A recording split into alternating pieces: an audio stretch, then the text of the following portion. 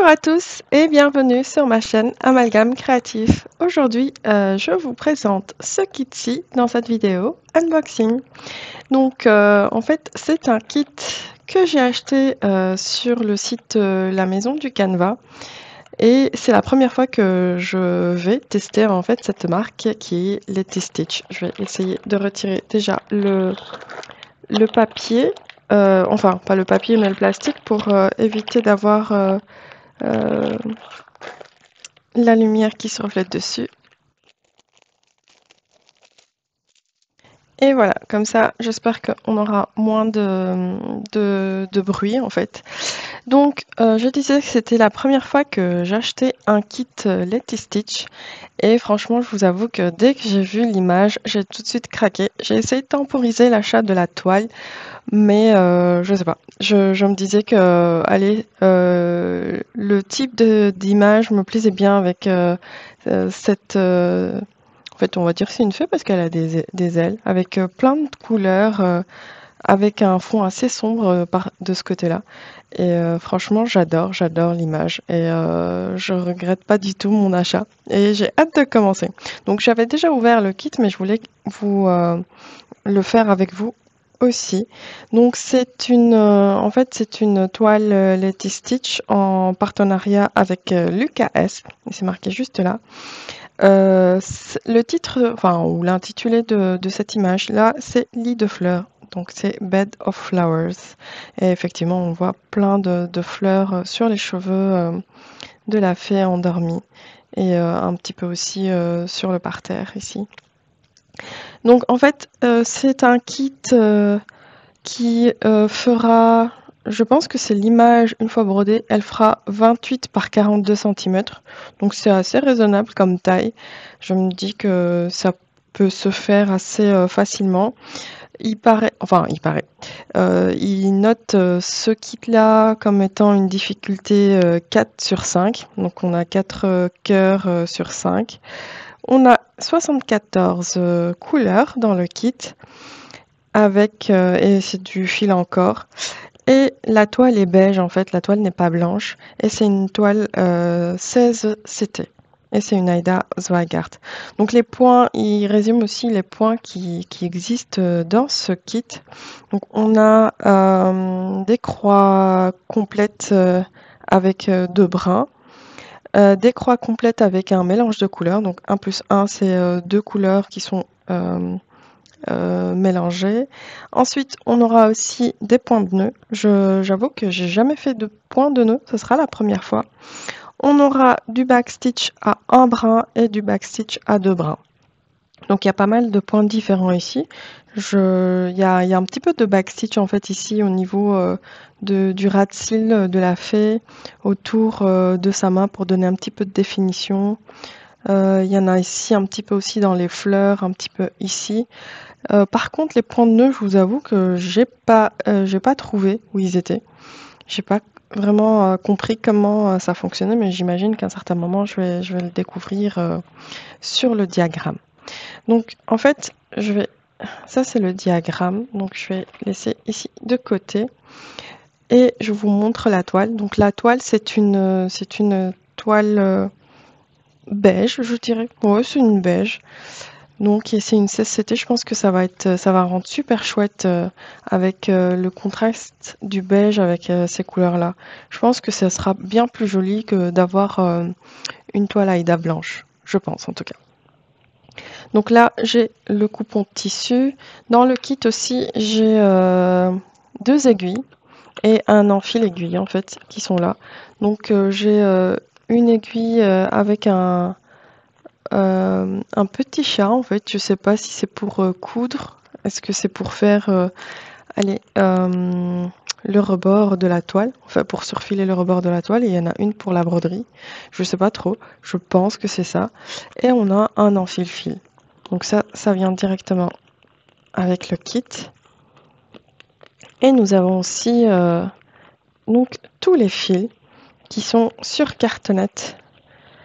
Donc sur les cartonnettes en fait, on a directement le symbole qui est noté à côté de la couleur en fait. Et ici, on aura la possibilité en fait d'accrocher le brin de fil qu'on utilise. J'essaye de voir. Je vais peut-être reprendre un ciseau, une paire de ciseaux pour retirer le point en fait qui bouge pour le moment. Voilà, normalement, on devrait pouvoir défaire ici et quand on ouvre un brin, on peut les stocker ici. Donc ça, c'est assez pratique. On n'a pas besoin d'organisateur de fil en plus. On a tous les symboles qui sont déjà là. Franchement, je pense que ça va être super chouette. Je vous montre un petit peu les couleurs. Donc il y a 74 couleurs. C'est bien ça? Oui, 74 couleurs dans ce kit. Après, c'est vrai qu'il y aura beaucoup de bleu marine. Ici, il y aura beaucoup de bleu marine, de noir et un bleu profond aussi. Ça, je pense que c'est parce que ici, sur ce côté de la toile, on a beaucoup de couleurs foncées. Ça sera plus ce côté-là, alors que ce côté-là est plus coloré. Donc c'est pour ça qu'on a plus de quantité ici. Donc j'espère... allez, je n'ai jamais fait de kit Letty Stitch, donc je ne sais pas niveau quantité de fils s'ils sont tout juste ou ils sont assez larges, je ne sais pas. En tout cas, j'essaierai de faire des économies au début des fils pour voir comment ça se fait. On verra bien une fois que j'aurai commencé. Donc ça, c'est les couleurs de fils qui sont déjà sur les cartonnettes. Je vais mettre mes petites aiguilles ici. Et ensuite, nous avons... Donc ici, on a un résumé des points. Des points, des couleurs utilisées plutôt dans ce kit-là. Et puis ici, on a des instructions. Ça, c'est... Il n'y a pas d'instructions en français, par contre.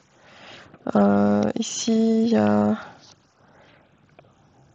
espagnol, polonais, allemand, russe. Mais par contre, non, il n'y a pas d'instruction en anglais. En français, pardon. Ça, c'est encore un résumé des symboles utilisés par couleur. Alors, c'est une fois que j'ai fini de filmer ma vidéo que j'ai trouvé les instructions. Alors, tenez-vous bien, les instructions sont juste là. Il a fallu juste aller regarder à l'arrière de la page de garde en fait du kit pour trouver les instructions en français et ici en anglais. Donc franchement, c'est des instructions assez claires. Donc comment faire des points de croix complètes, le backstitch, une image pour montrer le point de nœud, comment arrêter ses fils, etc.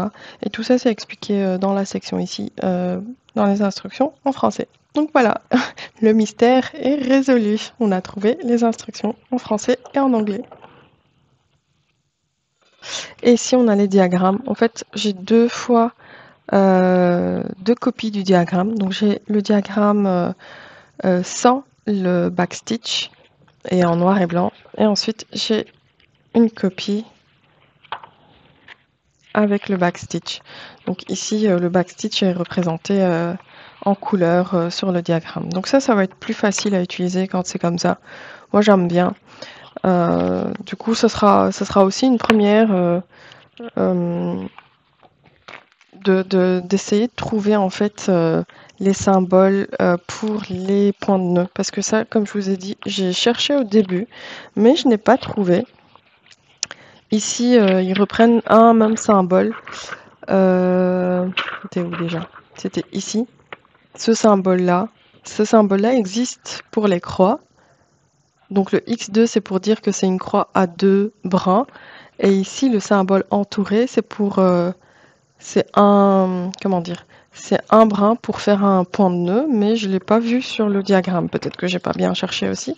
Mais c'est la seule chose pour l'instant où pour moi, c'est pas assez clair, mais j'imagine que, enfin, j'ai le temps de voir venir et il faudrait peut-être déjà commencer par border cette toile.